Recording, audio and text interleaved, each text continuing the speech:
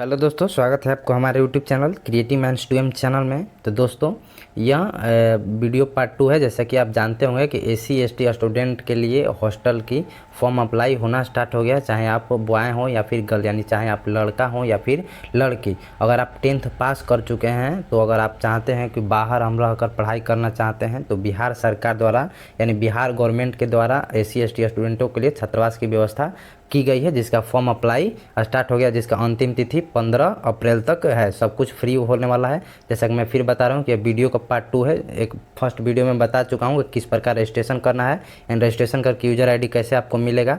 अगर आप नहीं देखे हैं तो उस वीडियो को आप देख सकते हैं। जैसे कि आप मेरे चैनल पर जाइएगा, मेरे चैनल पर जाने के बाद जो सेकेंड नंबर पर वीडियो आएगा आपको थंबनेल दिख जाएगा, जैसे कि यहाँ पर देख रहे हैं, उसको क्लिक करके वहाँ पर देख सकते हैं, या फिर इस वीडियो के नीचे लिंक डिस्क्रिप्शन में दिया गया है, वहाँ से क्लिक करके भी आप देख सकते हैं। तो यहाँ पर जैसे कि आप अगर नहीं किए हैं तो करने के बाद आपको यूज़र आईडी या पासवर्ड मिल जाएगा। यानी कैप्चा फिलअप करके लॉगिन करने के बाद लॉगिन करेंगे तो आपको जिस स्टूडेंट का या रजिस्ट्रेशन किए रहेंगे वहाँ पर आपको नाम शो कर देगा, आई मीन वेलकम, ये कुमार या कुमारी जो भी। उसके बाद देखेंगे तो एप्लीकेशन स्टेटस में या फिर अनफाइनलाइज रहेगा। अनफाइनलाइज का मतलब है कि सबमिट अभी नहीं हुआ है। यानी सबमिट क्या है तो अभी आपको बेसिक इन्फॉर्मेशन सबमिट किए हैं, और यहाँ पर देखेंगे तो फ़ोटो भी अपलोड नहीं हुआ है, यानी अपडेट नहीं हुआ है। यानी बेसिक इन्फॉर्मेशन का मतलब क्या हुआ तो अभी रजिस्ट्रेशन किए हैं। जैसे कि मैंने फिर बता रहा हूँ, रजिस्ट्रेशन के लिए फर्स्ट वीडियो लिंक नीचे डिस्क्रिप्शन में दिया गया है, वहाँ से आप कर सकते हैं। ठीक है, तो रजिस्ट्रेशन करने के बाद आपको क्या करना है कि अब यहाँ से फॉर्म अप्लाई होना स्टार्ट हो जाएगा, यानी पर्सनल डिटेल से आपका स्टार्ट हो जाएगा। तो आपको क्या करना है कि पर्सनल डिटेल पर आपको क्लिक करना है। अगर आप रजिस्ट्रेशन कर चुके हैं, फॉर्म अप्लाई करना चाहते हैं तो पर्सनल डिटेल पर जैसे ही क्लिक करेंगे तो आपको यहाँ पर शो कर देगा सब कुछ। यानी जितना चीज़ डाले रहेंगे रजिस्ट्रेशन के टाइम, आधार नंबर, नाम, जन्म तिथि, जेंडर, जो सब कुछ ऑटोमेटिक यहाँ पर फिलअप रहेगा। और आपको फिलअप कौन करना है, यानी जो रेड रहेगा मैंडेटरी उसी को आपको फिलअप करना है। तो यानी जो फिलअप रहेगा आपको उसको छोड़ देना है। ठीक है, यहाँ पर देखेंगे कि सब कुछ फिलअप किया गया है, मतलब नाम, उसके बाद ईमेल आईडी, मोबाइल नंबर सब कुछ दिए थे। तो जेंडर में आपको जो भी है मेल फीमेल सबके दोनों के लिए, जैसे कि मैं बताया, लड़का और लड़की दोनों के लिए व्यवस्था किया गया है गवर्नमेंट द्वारा। तो आपको कैटेगरी चुनना है कि कौन से कैटेगरी के हैं, SC हैं या ST हैं, और ईमेल आईडी और रजिस्ट्रेशन के टाइम लगभग दे ही दिए थे आपको, जैसे कि स्क्रीन पर दिख रहा होगा। आधार नंबर भी दे दिए थे। तो फादर्स नेम आपको देखना है सब कुछ कि आपको क्या करते हैं, यानी पापा का जो है, पिताजी का ऑक्यूपेशन क्या है, पेशा क्या है। तो अगर प्राइवेट सर्विस करते हैं, गवर्नमेंट जॉब करते हैं, या फिर मजदूर हैं तो मजदूर को ऑर्डर में रखते हैं। ठीक है, उसके बाद फार्मर है क्या है। ठीक है, तो यहाँ पर चूज कर लेना है। उसके बाद फादर्स मोबाइल नंबर, पिताजी का मोबाइल नंबर इसमें फिलअप करना है कि आपको पिताजी का मोबाइल नंबर क्या है। ये मतलब कि सिक्योरिटी के लिए रखा जाता है गार्जियन के रूप में, कि पिताजी का मोबाइल नंबर। उसके बाद यहाँ पर आपको जो पिताजी का मोबाइल नंबर रहेगा यहाँ पर आपको फिलअप कर देना है। उसके बाद मदर्स नेम देखेंगे तो अब ऑलरेडी रहेगा, नहीं रहेगा तो आपको फिलअप कर देना है। उसके बाद माता जी का आपको पेशा चुनना है, यानी ऑक्यूपेशन क्या है। तो उनका हाउस वाइफ है तो हाउस वाइफ, गवर्नमेंट जॉब करते हैं तो गवर्नमेंट जॉब। उसके बाद यहाँ पर इनकम, यानी आपके गार्जियन का इनकम कितना है वो आपको फिलअप करना है। बिलो 2.5 लाख, यानी 2.5 लाख मतलब बिलो 2.5 लाख मतलब 2.5 लाख से कम, और 2.5 लाख और 4 लाख यानी जो भी है, तब क्या करना है कि बिलो 2.5 लाख से कम ही का आय रहना चाहिए, क्योंकि ये गरीबों के लिए, SC ST के लिए किया गया है। और उसके बाद देखेंगे यहाँ पर कास्ट सर्टिफिकेट डिटेल डालना है। यहाँ पर इशू किसके द्वारा किया गया, इशू का मतलब यानी किसके द्वारा बनाया गया है। RO लेवल से, यानी ब्लॉक लेवल से बनवाए हैं, या SDO लेवल से, या DM लेवल से। तो आपको वो यहाँ पर फिलअप कर देना है। उसके बाद डेट ऑफ इशू, यानी किस डेट को इशू हुआ है यहाँ से चूज कर सकते हैं। उसके बाद सर्टिफिकेट नेम, यहाँ पर देखेंगे तो सर्टिफिकेट नेम को यहाँ पर लिख देना है। ठीक है, उसके बाद देखेंगे कास्ट सर्टिफिकेट का यहाँ डिटेल डालना था। उसके बाद देखेंगे तो प्रेजेंट एड्रेस को डालना है। यहाँ पर आपको कि प्रेजेंट एड्रेस, यानी अभी कहाँ फ़िलहाल में आप रहते हैं उस एड्रेस को डालना है, यानी आपको लगभग गांव का ही एड्रेस डालना है। ठीक है, तो यहाँ पर उसके बाद डिस्ट्रिक्ट यानी कौन से डिस्ट्रिक्ट हैं, बिहार के किस डिस्ट्रिक्ट से आते हैं। तो लगभग रैंडमली मैं बक्सर डिस्ट्रिक्ट ले लिया। तो जैसे ही बक्सर डिस्ट्रिक्ट करेंगे तो यहाँ पर बक्सर डिस्ट्रिक्ट में जितना भी ब्लॉक रहेगा यहाँ पर शो कर देगा। तो आप किस ब्लॉक में रहते हैं और आपका गाँव का पिन कोड क्या है आपको फिलअप कर देना है। तो इतना फिलअप करने के बाद परमानेंट एड्रेस, यानी आपका जो परमानेंट एड्रेस है अगर सेम है तो आपको टिक कर देना है, ऑटोमेटिक यहाँ पर फिलअप हो जाएगा। ठीक है, उसके बाद इतना करने के बाद यहाँ पर देखेंगे तो आइडेंटिफिकेशन मार्क, आइडेंटिफिकेशन मार्क का मतलब होता है पहचान, यानी जिस कैंडिडेट का अप्लाई कर रहे हैं ये फॉर्म, उनका पहचान कुछ देना ज़रूरी है। ठीक है, तो आपको अगर सिर पर कट है तो आपको क्या करना है, कट ऑन हेड, कॉटन, यानी जहाँ पर कट होगा उसको यहाँ पर लिख देना है। अगर तिल है तो आपको तिल का मीनिंग मोल होता है, यहाँ से आप आइडेंटिफिकेशन में आप डाल सकते हैं। उसके बाद ब्लड ग्रुप मैंडेटरी है डालना, मैरिटल स्टेटस यानी शादी कर चुके हैं नहीं, सब कुछ डालना कंपलसरी है। उसके बाद इतना के बाद आपको क्या करना है कि अपलोड डॉक्यूमेंट्स करना है, यानी आपको डॉक्यूमेंट्स अपलोड करने होंगे कुछ। तो जैसे कि मैं बता रहा हूँ कि यहाँ पर देखेंगे तो अप्लीकेंट फ़ोटो, यानी जिस कैंडिडेट का अप्लाई करें उसका फ़ोटो, उसके पापा का फ़ोटो यानी पिताजी का फ़ोटो। उसके बाद यहाँ पर अपलोड आधार कार्ड, और यहाँ पर क्या करना है तो आधार कार्ड जो है आपको पीडीएफ फॉर्मेट में करना है, और कास्ट सर्टिफिकेट जो है आपको पीडीएफ फॉर्मेट में करना है। जैसा कि मैं फिर से दिखा दे रहा हूँ यहाँ पर कि जो भी अपलोड करेंगे पीडीएफ फॉर्मेट में, यहाँ पर आधार कार्ड, यानी जैसे कि आधार कार्ड में भी लिखा हुआ है कि पीडीएफ ओनली, और यहाँ पर देखेंगे फ़ोटो में जेपीजी फॉर्मेट में आपको रहना चाहिए, यानी जेपीजी फॉर्मेट में आपको पिताजी का और फोटो रहना है। उसके बाद अपलोड करने के बाद सेव एंड कंटिन्यू पर आपको क्लिक कर देना है। जैसे ही सेव एंड कंटिन्यू पर क्लिक करेंगे ऐसा प्रोफाइल ओपन हो जाएगा। ठीक है, तो जैसे कि देखेंगे कि पर्सनल डिटेल को हम टिक हो गया है, लेकिन दोस्तों यहाँ पर सब मैं फिलअप कर चुका हूँ, क्योंकि अगर एक एक करना हो तो वीडियो बहुत ही लंबी हो जाएगी। तो मैं स्टेप बाय स्टेप एक एक स्टेप करके आपको बताऊंगा, सिखाऊंगा कि कैसे फॉर्म फिलअप किया जाएगा। जैसे कि आप देख रहे हैं कि अपलोड हो गया है, फ़ोटो यहाँ पर अपडेट हो गया है, तो आपको मैं एक एक स्टेप करके दिखाऊंगा। तो आपको क्या करना है, पर्सनल डिटेल के बाद एकेडमिक डिटेल को फिलअप करना है। तो एकेडमिक डिटेल पर जैसे ही क्लिक करेंगे ऐसा पेज ओपन हो जाएगा, और एकेडमिक डिटेल में आपको क्या करना है कि लगभग एजुकेशनल संबंधी सब कुछ इसमें फिलअप करना है कि आप पहले क्या कर रहे थे। तो पोस्ट मैट्रिक पर हम क्लिक कर देंगे। पोस्ट मैट्रिक के बाद आपको 10th पास कर चुके हैं, तो 10th में आपको कब पास किए थे वो यहाँ पर फिलअप करना है कि कब किस ईयर पास किए थे, कौन से बोर्ड से पास किए थे, यानी बीएससीबी या बीएससीबी पटना आपको लिख देना है। सीबीएसई से किए हैं तो सीबीएसई, आईसीएसई से किए हैं तो आईसीएसई। उसके बाद किस इंस्टीट्यूट से किया, यानी आपके स्कूल कॉलेज का नाम क्या है, सब्जेक्ट क्या था 10th क्लास में, तो जनरल भी लिख सकते हैं या फिर Hindi, English, math, social science, Sanskrit जो भी है आप लिख सकते हैं। उसके बाद इतना करने के बाद देखेंगे तो यहाँ पर मार्क्स ऑब्टेन्ड, यानी कितना मार्क्स आपका प्राप्त हुआ है वो आपको लिखना, और कितना परसेंटेज में। ऐसा नहीं कि कितना आया, अगर 350 आया तो 350 लिख देना, 400 आया तो 400 लिख देना, परसेंटेज में आपको लिखना है यहाँ पर। ठीक है, उसके बाद 12th का सेम टू सेम डालना है कि मतलब कि कब पास किए थे, किस बोर्ड से पास किए थे, किस कॉलेज से पास किए हैं, सब्जेक्ट क्या था, कितना मार्क्स आया था 12th में। इन सब फिलअप करने के बाद फिर नीचे देखेंगे तो जो रेड है उसी को हम लगभग आपको फिलअप करना है, मैंडेटरी जो है उसी को फिलअप करेंगे, उसके बाद अन्यथा छोड़ देंगे। तो यहाँ पर देखेंगे लिखा हुआ है लास्ट एग्ज़ाम पास्ट, यानी आप लास्ट एग्ज़ाम कौन सा पास किए हैं उसका इसमें फॉर्म अप्लाई के लिए फिलअप करना है। तो लास्ट एग्ज़ाम का मतलब क्या हुआ कि अगर आप 12th कर रहे हैं या भी कर रहे हैं तो आपको लास्ट एग्ज़ाम कौन सा हो जाएगा, 10th, यानी आप प्रीवियस 10th पास कर चुके हैं। अगर आप यूजी कर रहे हैं तो आपका 12th हो जाएगा लास्ट एग्ज़ाम। अगर आप एमए यानी पीजी कर रहे हैं तो आपका ग्रेजुएशन हो जाएगा लास्ट एग्ज़ाम। ठीक है, तो आप लगभग समझ गए होंगे, यानी पिछला होगा वहीं वहीं लास्ट होगा। तो इसमें आपको फिलअप कर देना है कि कब लास्ट एग्ज़ाम पास किए थे, यहाँ पर ईयर बता देना है किस बोर्ड से, यानी 10th 12th यूजी पीजी जो भी।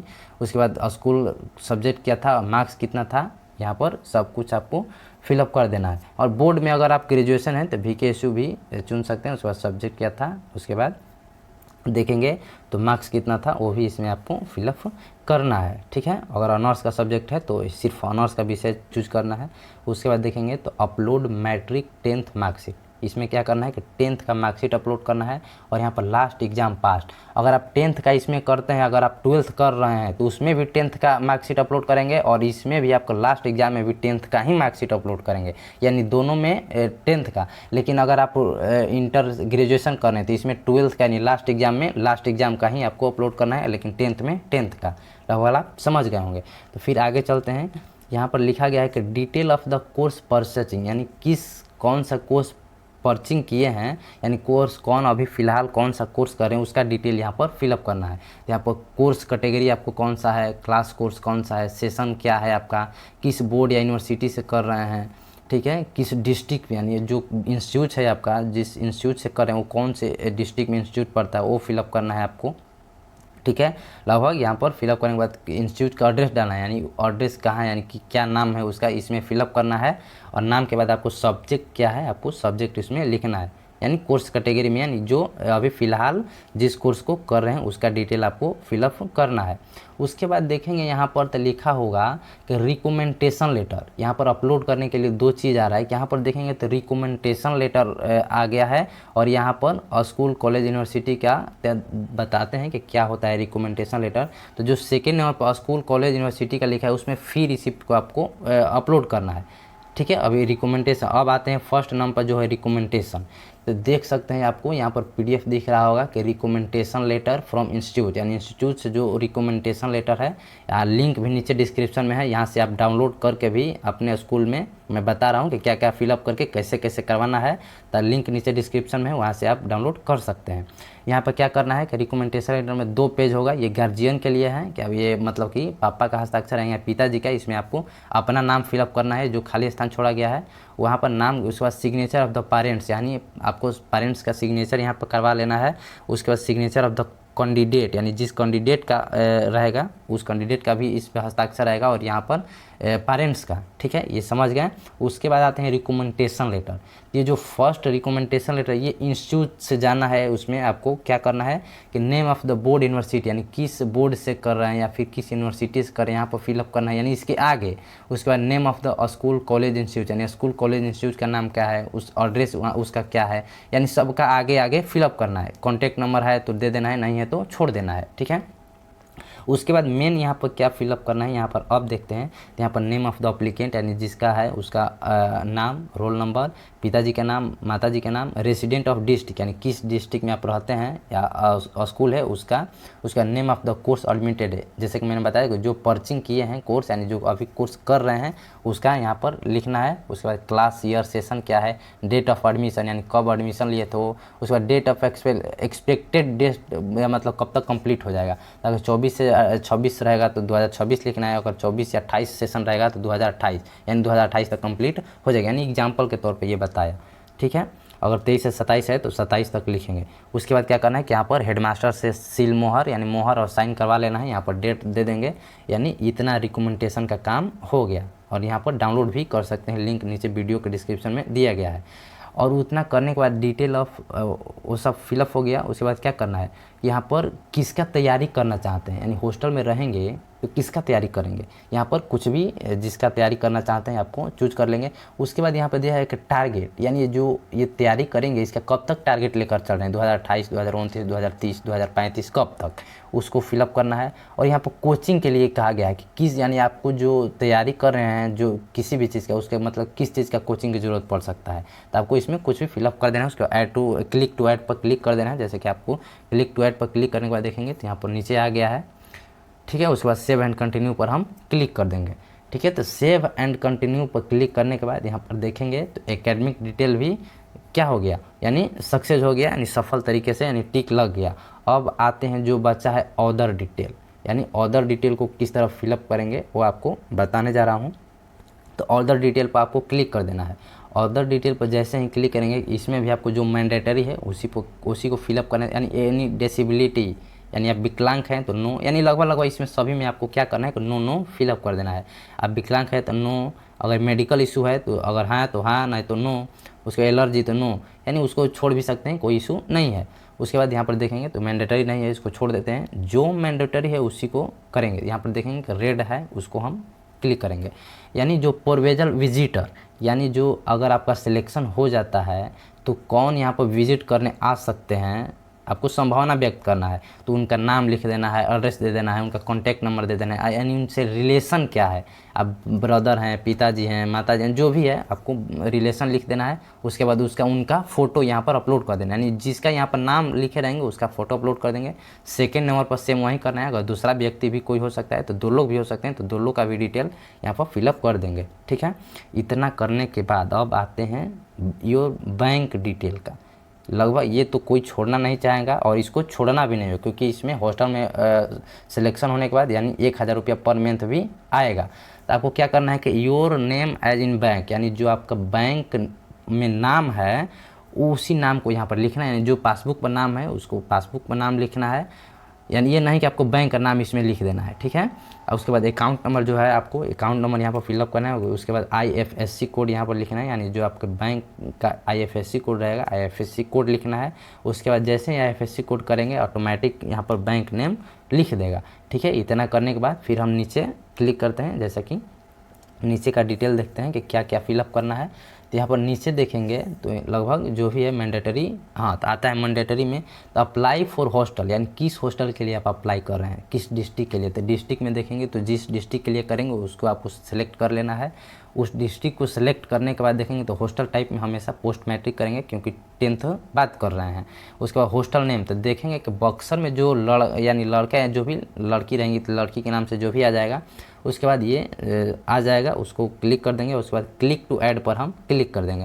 क्लिक टू ऐड पर क्लिक करने के बाद देखेंगे कि district Buxar, hostel type post matric और हॉस्टल में नेम आ गया है, ठीक है। उसके बाद FIR डिटेल, अगर आप पर FIR है तो इसमें डिटेल भरना है, नहीं है तो इसको छोड़ देना है, कोई दिक्कत नहीं है, ठीक है। इतना करने के बाद हम नीचे स्क्रॉल करते हैं। नीचे स्क्रॉल करने के बाद आपको क्या करना है, upload applicant signature JPG format में, यानी आपको सिग्नेचर इसमें अपलोड करना है। क्या करना है, सिग्नेचर अपलोड करना है। JPG फॉर्मेट में आपको सिग्नेचर अपलोड कर देना है। उसके बाद सेव एंड कंटिन्यू पर आपको क्लिक कर देना है।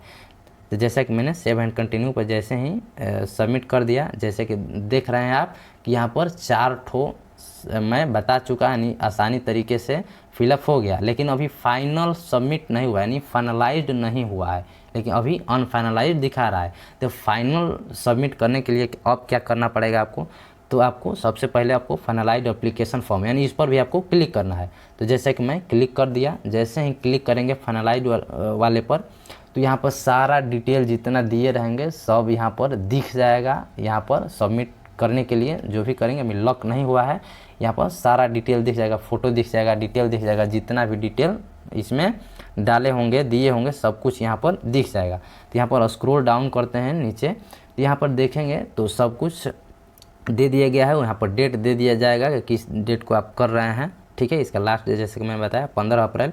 यहाँ पर उसके बाद टिक करने को वो आएगा, ठीक है। यहाँ पर एक क्या करना है कि टिक कर देना है। टिक करने के बाद अगर आप एडिट का करना चाहते हैं, अगर कुछ मान लीजिए ऊपर हम गलती पाते हैं, जितना भी चेक कर लेना है आपको कि क्या कुछ गलती नहीं हो गया है। अगर गलती पाते हैं तो एडिट पर क्लिक करेंगे, नहीं तो टिक करके फाइनल सबमिट पर हम क्लिक कर देंगे। तो जैसा कि मैं यहाँ पर टिक कर देता हूँ, और टिक करने के बाद जैसे ही फाइनल और चेक सबमिट पर क्लिक करता हूँ, यहाँ पर देखेंगे तो एप्लीकेशन 5 वेरीफाइड, यानी यहाँ पर देखेंगे एप्लीकेशन स्टेटस में तो फाइनलाइज्ड हो गया, यानी सक्सेसफुली फाइनलाइज्ड हो गया, यानी सब कुछ कंप्लीट हो गया। उसके बाद यहाँ पर देखेंगे तो एप्लीकेंट नंबर, यानी एप्लीकेशन नंबर यहाँ पर मिल गया है। उसके बाद यहाँ पर प्रिंट भी कर सकते हैं, सब कुछ यहाँ से प्रिंट का ऑप्शन दे दिया गया है, यहाँ से प्रिंट भी कर सकते हैं। उसके बाद एप्लीकेशन नंबर मिल गया है, और ये जो रेड दिखा रहा है यानी सब कुछ ये वेरीफाई के लिए छोड़ दिया गया, यानी विभाग द्वारा, कल्याण विभाग द्वारा आपका वेरीफाई हो जाएगा। उसके बाद सब ग्रीन हो जाएगा। अगर आपको सब कुछ प्रक्रिया क्या होगा तो ऑनलाइन प्रक्रिया होगा, आपका सिलेक्शन भी होगा तो ऑनलाइन होगा। इसमें आपको लॉगिन करके देखते रहना है। तो वीडियो यहाँ कैसा लगा, प्लीज़ अच्छा लगा हो, अगर आपके काम का होगा तो प्लीज़ लाइक कर दीजिएगा, और ऐसे ही वीडियो पाने के लिए हमारे चैनल को सब्सक्राइब कर लीजिएगा। तो चलिए ऐसे ही वीडियो हम मिलते हैं नेक्स्ट वीडियो में। तो ऐसे यूनिवर्सिटी स्कॉलरशिप या जो भी रहेगा स्टूडेंट संबंधित ऐसे ही वीडियो मैं बनाते रहता हूँ।